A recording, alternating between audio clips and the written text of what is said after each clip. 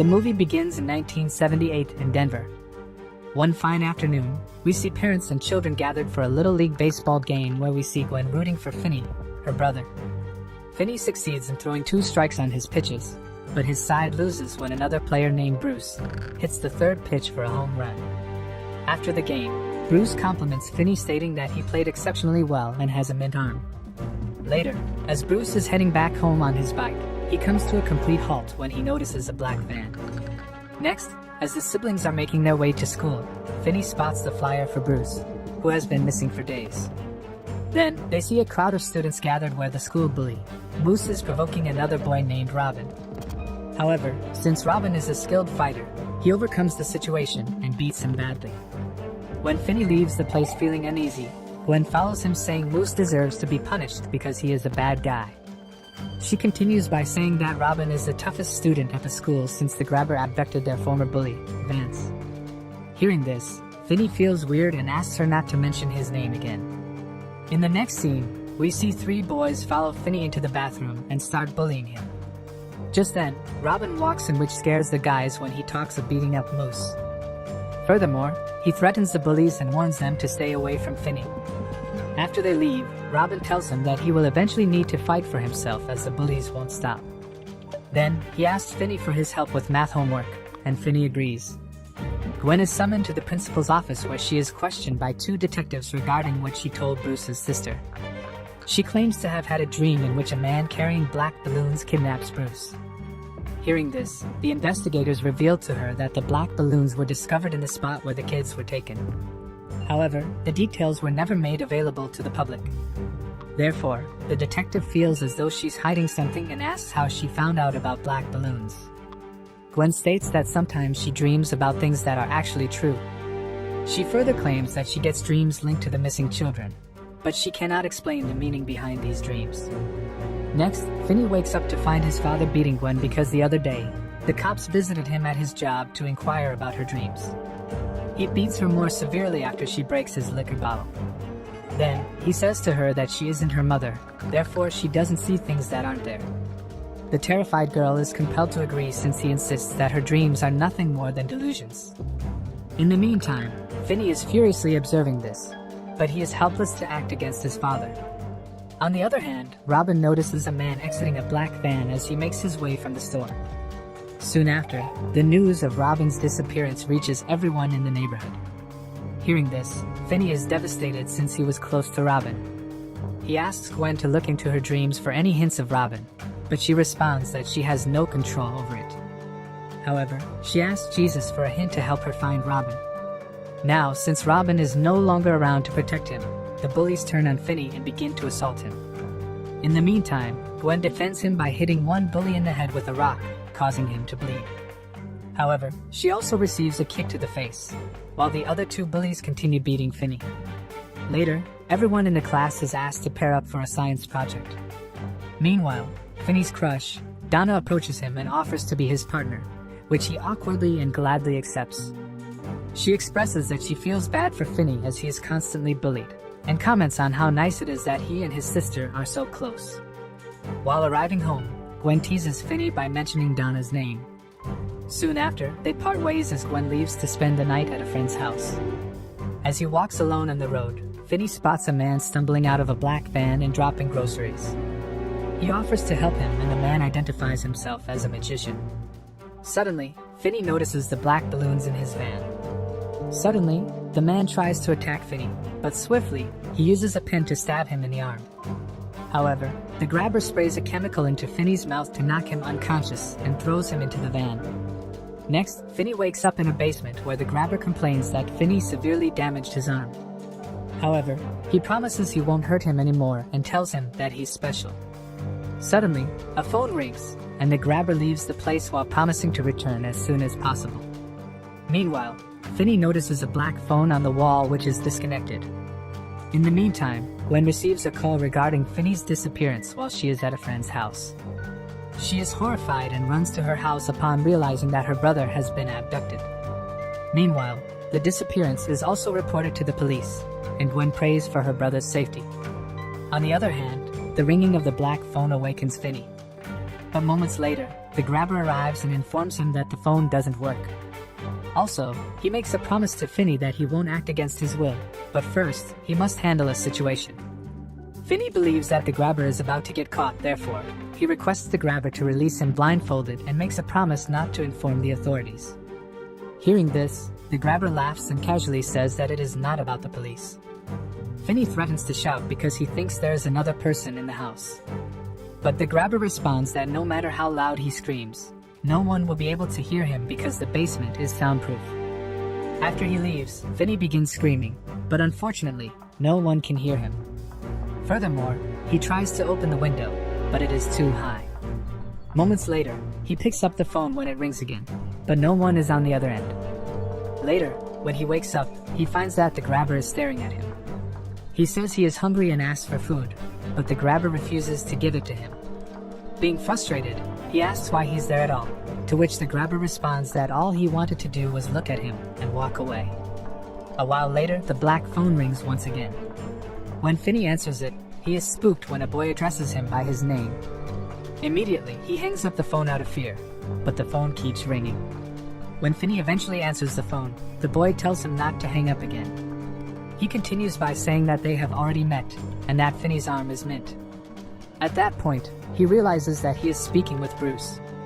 However, Bruce has no recollection of his own name, or what he did when he was alive.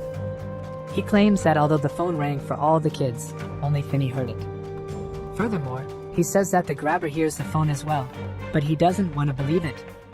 Then, Finney receives advice from Bruce regarding a spot on the floor where he can lift a tile and start digging. After that, Finney digs and flushes the dirt down the toilet all day long. In the meantime, in a dream, Gwen witnesses a flashback to Bruce's early years and the development of his baseball passion. She also has dreams in which Finney screams inside a house. Unable to handle it, she wakes up and immediately leaves in the middle of the night to look for Finney. The next day, Finney is given eggs and a drink by the grabber, who assures him that the food is hygienic. However, he doesn't lock the door when he leaves. Finney notices this and makes an attempt to leave, but suddenly the phone rings once again. When he picks up the phone, he hears a new voice that warns him not to go upstairs. However, he recognizes the guy as Billy, the neighborhood paperboy who was kidnapped a few months ago. During their conversation, Billy's ghost, whose face the grabber had sliced, appears next to him. He warns Finney that the grabber will be waiting upstairs for him with a knife and that the unlocked door is a trap. Furthermore, Billy refers to a cable that was left in a wall crack. Unable to miss this opportunity, Finney tries to go upstairs despite Billy's warning, but he can sense the grabber waiting for him. Hence, he decides to wait for a better time and returns back. A while later, Finney tries to climb out of the window by grabbing a rolled-up mat and sliding the cable up to the window bars, but his weight pulls the bars off, leaving him with no way to climb back up. Another flashback shows Billy's life as a paperboy, delivering papers with his dog. On the side of the story, Gwen shares her dreams with her father. According to him, her mother would frequently discuss experiencing dreams that resemble visions, exactly like Gwen does, and he believes that this is what ultimately led to her death by suicide. Therefore, he wants to save Gwen from making the same mistake as her mother. Still, Gwen remains optimistic that her dreams may help in finding Finney. Hearing this, her father helps Gwen to look for the house in her dreams. In the following scene, the detectives go to the area and talk to a man named Max. Quickly, Max invites them inside, saying that he is conducting his investigation into the missing children. He claims that the kidnapper must be from the area because he has a garage and can take the kids away unnoticed. Also, he informs the cops that he is new to the area and is temporarily residing with his brother. However, the investigators seem uninterested in his statements and leave the place. In the meantime, the grabber arrives with food and asks Finney his name. However, Finney lies and says that his name is Taylor. Hearing this, the grabber gets angry and he throws the food. Then, he hands Finney a newspaper covering the news about his disappearance. He claims that while he was considering releasing Finney, he now feels betrayed. Soon after, he leaves the basement, leaving the door unlocked. As the grabber leaves, Finney answers the phone when it is ringing again, but no one talks. Upstairs, waiting for Finney to make a mistake, the grabber is forcing himself to stay awake. Meanwhile, after eating the food that has been spilled, Finney goes to bed. Soon, he awakens to find a dead body hanging from a rope with blood streaming from it. When the dead boy points at the phone, Finney picks it up. Immediately, he recognizes the voice as it was Griffin, another victim of the grabber. Griffin informs him that the grabber enjoys a game called Naughty Boy with his victims. Turns out, the grabber cannot move on to the next section because Finney hasn't played the game. Meanwhile, Griffin says that the grabber has just gone to sleep. He explains that the grabber is locking the storm door with his old bike lock. He claims he can't recall the combination, but he has engraved it into the wall.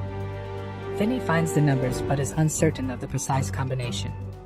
Then, he sneaks upstairs and tries every possible combination until he finally succeeds in opening the door. Unfortunately, the rattling sound causes Samson, the grabber's dog, to bark, waking up the grabber. Immediately, Finney flees the house, but still, the grabber captures him just as he is about to cross the street. While the neighbors turn on their lights, Finney is threatened by the grabber with immediate death if he makes a sound. Before bringing Finney back, he waits for the lights to go off. In the next scene, the phone rings again. This time, it's the local bully named Vance. In a dream, he is fighting with two children at an arcade after one of them messed with his high score. Then, he is arrested by the police.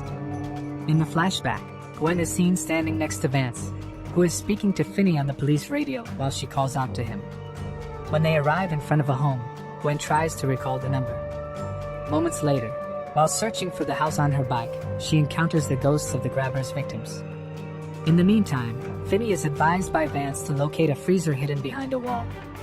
He tries as hard as he can to push through the door, but he is unsuccessful in doing so. Then, he starts to sob in frustration as he realizes he will eventually die there. Suddenly, the phone rings, and this time it is Robin. Robin reminds Finney that he has been by his side the entire time, and now is the time for him to stand up for himself. Furthermore, he urges Finney to practice holding the phone like a weapon and asks him to stuff dirt into the receiver to give it weight. When Gwen wakes up, she calls the police to check the location of the house she saw in her dreams. On the other hand, Max also discovers that the kidnapped children are in his residence, and that the kidnapper is his brother. Then, he goes to the basement downstairs and finds Finney.